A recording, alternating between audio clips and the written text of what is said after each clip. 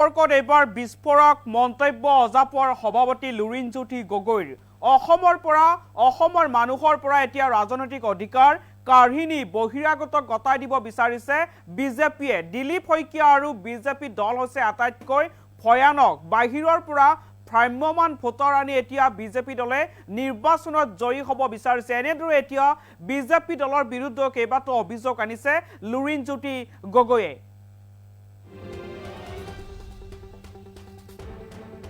বাহিৰৰ পৰা ভ্ৰাম্যমান ভোটাৰ আনি নিৰ্বাচনত জিকিব বিচাৰিছে বিজেপিয়ে। নাওবৈচা সমষ্টিসহ ৩১ সমষ্টিত ১০,০০০কৈ মুছলমান ভোটাৰ কাটিব বিচাৰিছে এতিয়া বিজেপিয়ে। এছআৰ সম্পৰ্কত অভিযোগ এজেপিৰ সভাপতি লুৰিণজ্যোতি গগৈৰ।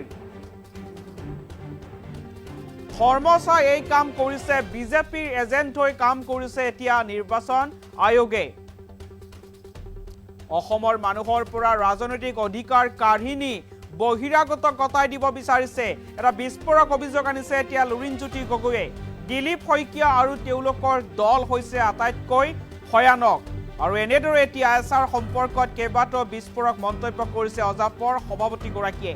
বাহিৰৰ পৰা ভ্ৰাম্যমান ভোটাৰ আনি এতিয়া বিজেপি দলে নিৰ্বাচনত জয়ী হ'ব বিচাৰিছে। কেইবাটাও সমষ্টিত এতিয়া ১০,০০০কৈ মুছলমান ভোটাৰ এতিয়া কাটিব বিচাৰিছে বা নাম কৰ্তন কৰিব বিচাৰিছে। এনেদৰে এতিয়া এছআৰ সম্পৰ্কত বৃহৎ মন্তব্য কৰিছে, বিস্ফোৰক অভিযোগ আনিছে এজেপিৰ সভাপতিগৰাকীয়ে। ধৰ্ম চাই বিজেপি দলে এই কাম কৰা বুলি অভিযোগ অনাৰ লগতে এতিয়া নিৰ্বাচন আয়োগে বিজেপি দলৰ এজেণ্ট হৈ কাম কৰা বুলি লুৰিণজ্যোতি গগৈয়ে অভিযোগ আনিছে আৰু কৈছে যে অসমৰ মানুহৰ পৰা এতিয়া ৰাজনৈতিক অধিকাৰ কাঢ়িনি এতিয়া বহিৰাগতক গতাই দিব বিচাৰিছে বিজেপি দলে।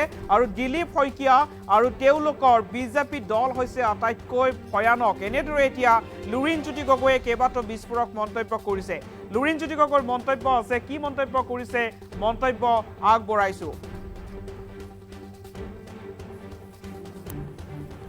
তেওঁলোকৰ বিৰোধী বাহিৰৰ পৰা ভোটাৰ আনি তেওঁলোকৰ সমৰ্থনত ভ্ৰাম্যমান ভোটাৰ যিসকল মোবাইল ভোটাৰ আছে তেওঁলোকক ইয়াত তেওঁলোকে ভোটাৰ তালিকাত নাম সুমিয়াবলৈ ষড়যন্ত্ৰ এটা চলিছে। গুৱাহাটীৰ ৪গৰাকী মানুহ থকা এটা পৰিয়ালত ২২গৰাকী অচিনাক্ত মানুহৰ নাম ভোটাৰৰ নাম আহিছে সেই পৰিয়াল বা সেই এড্ৰেছত।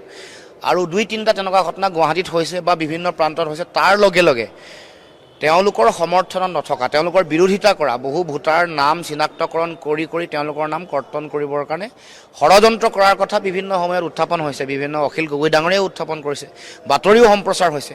আৰু আমাৰ ওচৰতো এখন তালিকা আছে য'ত ২৫% পৰা ৪০% মুছলমান জনসংখ্যা য'ত আছে সেই সমষ্টিকেইটা নাওবৈচা সমষ্টিৰো নাম আহিছে আৰু বিভিন্ন সমষ্টি, মই এটা সমষ্টিৰে নাম কৈছোঁ। ১০,০০০কে মুছলমান ভোটাৰ তেওঁলোকৰ নাম কৰ্তন কৰিবৰ কাৰণে উঠি পৰি লাগিছে। আৰু সেই গোটেই কথাটোৱে যেতিয়া বাহিৰলৈ আহিছে তেতিয়াই তেওঁলোকে এইটোক লৈ আকৌ সাম্প্ৰদায়িক তেওঁলোকে এটা পৰিৱেশ এটা গঢ়ি তুলিবলৈ চেষ্টা কৰিছে, সাম্প্ৰদায়িক এটা। গতিকে আমি কৈছোঁ যে বৈধ নাগৰিকৰ ভোটাধিকাৰ পাব লাগিব, তেওঁ ধৰ্ম যিয়ে নহওক লাগিলে।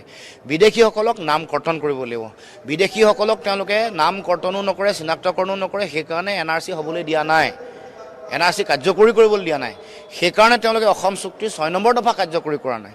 সেইকাৰণে তেওঁলোকে ভোটাৰ তালিকাৰ সংশোধন কৰিবৰ কাৰণে কোনো ব্যৱস্থা গ্ৰহণ কৰা নাই। এতিয়া তেওঁলোকে উদ্দেশ্যপ্ৰণোদিতভাৱে ধৰ্ম চাই তেওঁলোকৰ ভোটাৰ যিসকল নাই তেওঁলোকক লৈ এই কাম কৰিব খুজিছে। আৰু এই ক্ষেত্ৰত যিটো নিৰ্বাচন আয়োগ তেওঁলোকেও বিজেপিৰ এজেণ্ট হিচাপে কাম কৰা আমি দেখিবলৈ পাইছোঁ। বাহিৰৰ পৰা ভোটাৰ আনি তেওঁলোকৰ সমৰ্থনত ভ্ৰাম্যমান ভোটাৰ যিসকল মোবাইল ভোটাৰ আছে তেওঁলোকক ইয়াত তেওঁলোকে ভোটাৰ তালিকাত নাম সুমিয়াবলৈ ষড়যন্ত্ৰ এটা চলিছে। গুৱাহাটীৰ ৪গৰাকী মানুহ থকা এটা পৰিয়ালত ২২গৰাকী অচিনাক্ত মানুহৰ নাম ভোটাৰৰ নাম আহিছে সেই পৰিয়াল বা সেই এড্ৰেছত। আৰু ২-৩টা তেনেকুৱা ঘটনা গুৱাহাটীত হৈছে বা বিভিন্ন প্ৰান্তত হৈছে। তাৰ লগে লগে তেওঁলোকৰ সমৰ্থনত নথকা, তেওঁলোকৰ বিৰোধিতা কৰা বহু ভোটাৰ নাম চিনাক্তকৰণ কৰি তেওঁলোকৰ নাম কৰ্তন কৰিবৰ কাৰণে ষড়যন্ত্ৰ কৰাৰ কথা বিভিন্ন সময়ত উত্থাপন হৈছে। বিভিন্ন অখিল গগৈ ডাঙৰীয়াই উত্থাপন কৰিছে, বাতৰিও সম্প্ৰচাৰ হৈছে।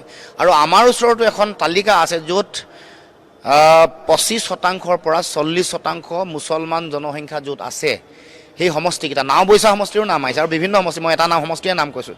১০,০০০কে মুছলমান ভোটাৰ তেওঁলোকৰ নাম কৰ্তন কৰিবৰ কাৰণে উঠি পৰি লাগিছে। আৰু সেই গোটেই কথাটোৱে যেতিয়া বাহিৰলৈ আহিছে তেতিয়াই তেওঁলোকে এইটোক লৈ আকৌ সাম্প্ৰদায়িক তেওঁলোকে এটা পৰিৱেশ এটা গঢ়ি তুলিবলৈ চেষ্টা কৰিছে, সাম্প্ৰদায়িক এটা।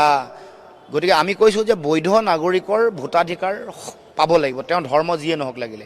বিদেশীসকলক নাম কৰ্তন কৰিব লাগিব, বিদেশীসকলক তেওঁলোকে নাম কৰ্তনো নকৰে, চিনাক্তকৰণো নকৰে, সেইকাৰণে NRC হ'বলৈ দিয়া নাই, NRC কাৰ্যকৰী কৰিবলৈ দিয়া নাই। সেইকাৰণে তেওঁলোকে অসম চুক্তিৰ 6 নম্বৰ দফা কাৰ্যকৰী কৰা নাই, সেইকাৰণে তেওঁলোকে ভোটাৰ তালিকাৰ সংশোধন কৰিবৰ কাৰণে কোনো ব্যৱস্থা গ্ৰহণ কৰা নাই। এতিয়া তেওঁলোকে উদ্দেশ্যপ্ৰণোদিতভাৱে ধৰ্ম চাই তেওঁলোকৰ ভোটাৰ যিসকল নাই তেওঁলোকক লৈ এই কাম কৰিব খুজিছে, আৰু এই ক্ষেত্ৰত যিটো নিৰ্বাচন আয়োগ তেওঁলোকেও বিজেপিৰ এজেণ্ট হিচাপে কাম কৰা আমি দেখিবলৈ পাইছোঁ। বাহিৰৰ